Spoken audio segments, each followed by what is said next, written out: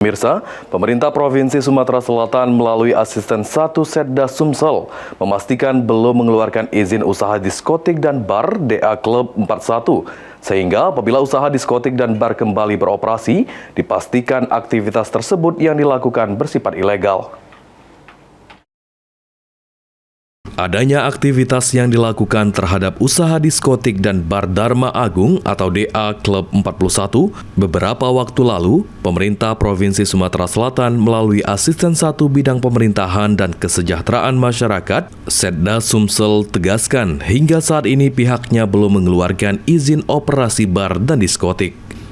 Lantaran masih menunggu proses hukum yang masih berproses di Polda Sumsel akibat pengerusakan paksa bar dan diskotik yang sebelumnya disegel pemerintah Provinsi Sumatera Selatan.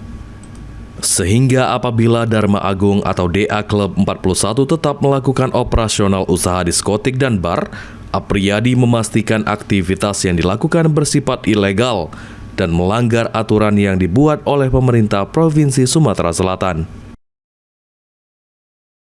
Kalau mereka setelah Lebaran ini melakukan operasional buka itu, artinya mereka melanggar aturan.